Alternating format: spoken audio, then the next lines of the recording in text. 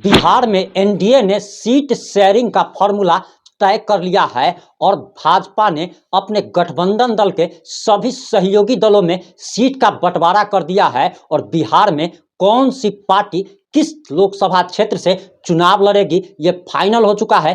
कौन सा उम्मीदवार किस पार्टी से चुनाव लड़ेगा ये फाइनल हो चुका है और इस 3 से 5 मिनट की रिपोर्ट में हम तमाम बातें आपको बताने जा रहे हैं कि आखिर नीतीश कुमार की पार्टी जनता दल यूनाइटेड को, चिराग पासवान की पार्टी को, जीतन राम मांझी की पार्टी को, उपेंद्र कुशवाहा की पार्टी को, पशुपति कुमार पारस की पार्टी को और खुद बीजेपी कितने सीटों पर चुनाव लड़ने जा रही है और किस सीट से कौन सा उम्मीदवार होगा। वहीं हम आपको हॉट सीट के बारे में भी बताएंगे कि आखिर मनीष कश्यप जिस सीट पर दावा ठोक रहे हैं वो सीट किस पार्टी के कुनबे में गई है और कौन सी पार्टी वहां से अपना उम्मीदवार उतारेगी। तो बने रहिए हमारे साथ इस रिपोर्ट में 3 से 5 मिनट तक और हम तमाम बातें आपको बताने जा रहे हैं। वहीं अगर आप पूरी प्रेस कॉन्फ्रेंस अगर देखना चाहते हैं कि आखिर भाजपा समेत अन्य गठबंधन दल के सहयोगी दलों ने प्रेस कॉन्फ्रेंस में क्या कहा, सीट शेयरिंग के फॉर्मूले को कैसे तय किया गया है, तो आप पिंड कमेंट में या डिस्क्रिप्शन में वीडियो का लिंक हमने दे दिया है।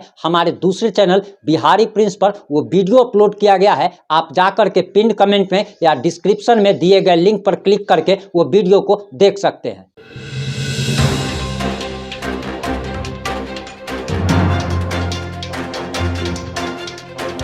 नमस्कार, मैं प्रिंस कुमार सिंह और आप देख रहे हैं पॉजिटिव इंडिया। अगर अभी तक आपने चैनल को सब्सक्राइब नहीं किया और हमारे फेसबुक पेज को फॉलो नहीं किया है तो अभी कर लीजिए और जो लोग ऑलरेडी कर चुके हैं उन तमाम लोग को सही हृदय धन्यवाद। और वापस आते हैं अपनी खबर पर और हम आपको सारे सीटों के बारे में बताएं उससे पहले आपको बताना चाहेंगे कि कभी भी इंसान को नज़दीकी फायदा नहीं देखना चाहिए बल्कि दूर का फायदा देखना चाहिए, फ्यूचर के बारे में सोचना चाहिए। और अगर आप अभी के लिए वर्तमान में अगर लालच करते हैं तो बाद में जाकर के वो फुसरी का भौकन्नर हो सकता है और आपका करियर फ्यूचर चौपट हो सकता है। हमने ये बातें किस संदर्भ में कही है ये बातें भी अब आप जान लीजिए कि जब चिराग पासवान के पिता रामविलास पासवान की मौत हो जाती है तब उनके चाचा पशुपति कुमार पारस नीतीश कुमार के बहकावे में आकर पार्टी को तोड़ देते हैं। दरअसल उन्हें मंत्री पद का ऑफर दे दिया जाता है, वगैरह वगैरह तमाम तरीके के लालच दिए जाते हैं और इस लालच में पशुपति कुमार पारस फंस जाते हैं।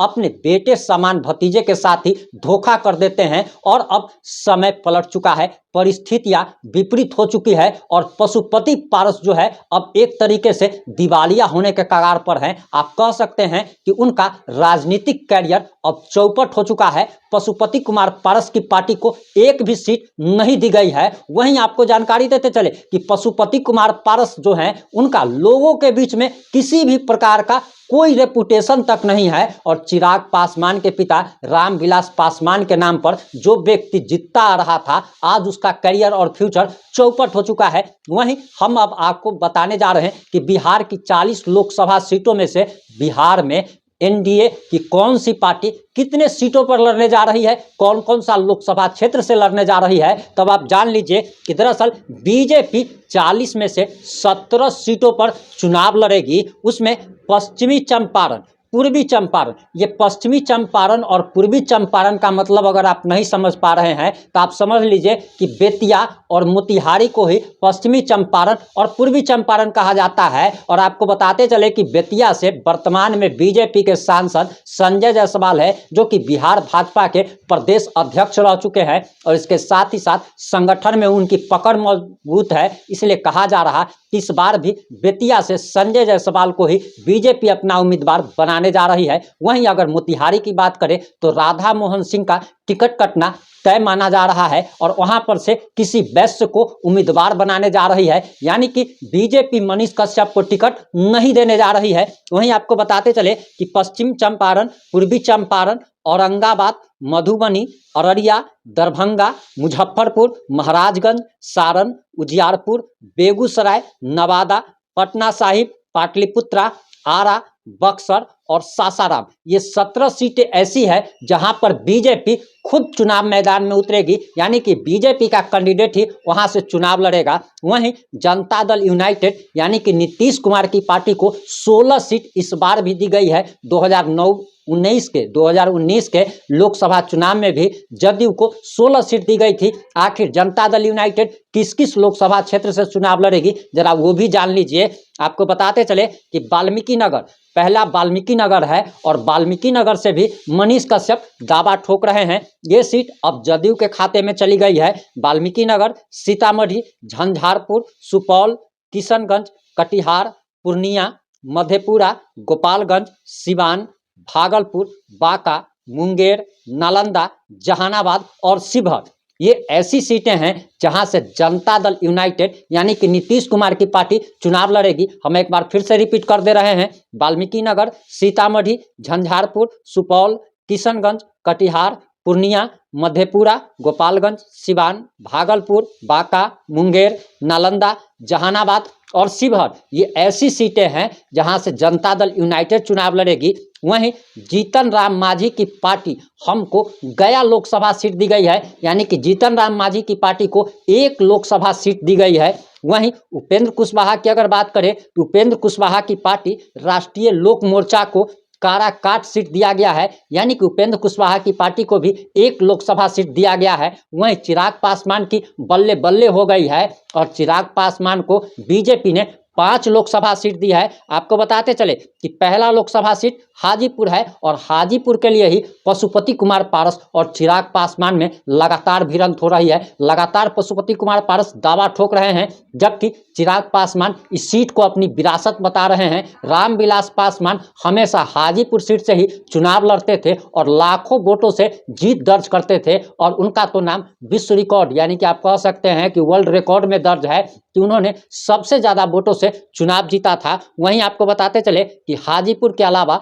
वैशाली, समस्तीपुर, खगड़िया और जमुई, ये 5 लोकसभा सीट ऐसी है जहां से चिराग पासवान अपने उम्मीदवार को मैदान में उतारने वाले हैं। एक बार फिर से रिपीट कर दे रहे हैं, हाजीपुर, वैशाली, समस्तीपुर, खगड़िया और जमुई, ये 5 सीटें ऐसी है जहां से रामविलास पासवान के बेटे चिराग पासवान अपना उम्मीदवार खड़ा करेंगे। वहीं अगर बात की जाए तो इस बार लोकसभा में आप कह सकते हैं कि बहुत सारे सांसदों का टिकट कट गया है, पत्ता साफ हो गया है और उनका भी नाम हम अब आपको बताने जा रहे हैं। आपको बताते चले कि शिवहर से बीजेपी सांसद रमा देवी का टिकट कट गया है, क्योंकि शिवहर जो है वो जेडीयू के खाते में चली गई है और शिवहर जेडीयू के खाते में इसीलिए चली गई है क्योंकि बिहार के माननीय मुख्यमंत्री नीतीश कुमार शिवहर सीट पर अड़े हुए थे और शिवहर सीट से आनंद मोहन की पत्नी लवली आनंद को चुनाव लड़ाने का वह वादा कर चुके थे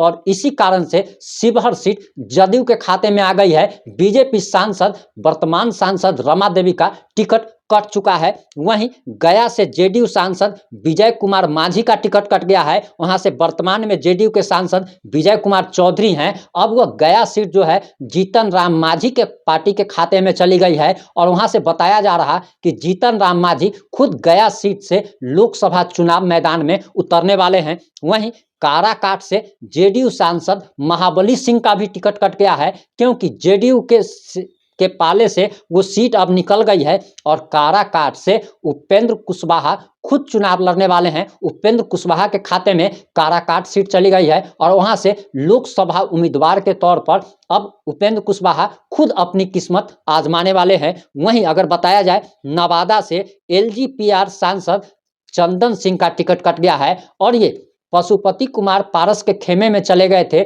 जब चिराग पासवान की पार्टी को तोड़ दिया गया था तो नवादा के वर्तमान सांसद चंदन सिंह, जो कि सूरजभान सिंह के छोटे भाई हैं, वो पशुपति पारस के खेमे में चले गए थे। अब उनका भी टिकट कट गया है क्योंकि नवादा सीट अब बीजेपी के खाते में चली गई है और बीजेपी नवादा से अपना उम्मीदवार उतारने जा रही है। वहीं हाजीपुर सीट से पशुपति कुमार पारस का पत्ता कट गया है क्योंकि हाजीपुर सीट चिराग पासवान के पार्टी के खाते में चली गई है और खुद चिराग पासवान ने हाजीपुर सीट से लड़ने का दावा कर दिया है। वहीं समस्तीपुर से प्रिंस राज का भी टिकट कट गया है। ये प्रिंस राज जो है चिराग पासवान के चचेरे भाई है और जब चिराग पासवान की पार्टी तोड़ी गई थी तो पशुपति कुमार पारस के साथ प्रिंस राज चले गए थे। अब उनका भी टिकट समस्तीपुर से कट चुका है। वहीं वैशाली से सांसद बीना देवी और खगड़िया से सांसद महबूब अली कैसर के भी टिकट पर तलवार लटकी हुई है।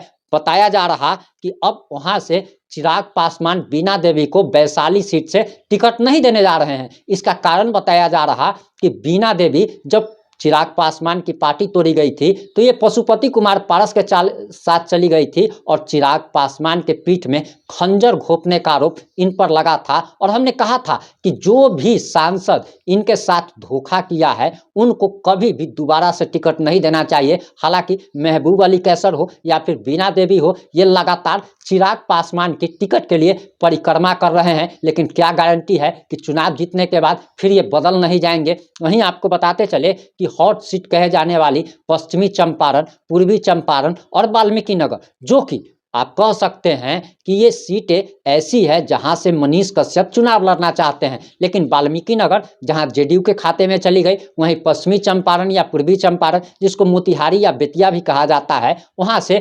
बीजेपी अपना उम्मीदवार उतारने जा रही है। मोतिहारी से जहां वैश्य जाति के उम्मीदवार को टिकट देने जा रही है, वहीं बेतिया से संजय जायसवाल का टिकट तय माना जा रहा है। आपको क्या लगता है कि क्या बिहार में बीजेपी 40 सीटों पर चुनाव में जीत दर्ज करा पाएगी? आप जो भी सोचते हैं, जैसा भी सोचते हैं, अपनी प्रतिक्रिया देना ना भूलें। जुड़े रहे हमारे साथ। जय हिंद, जय भारत।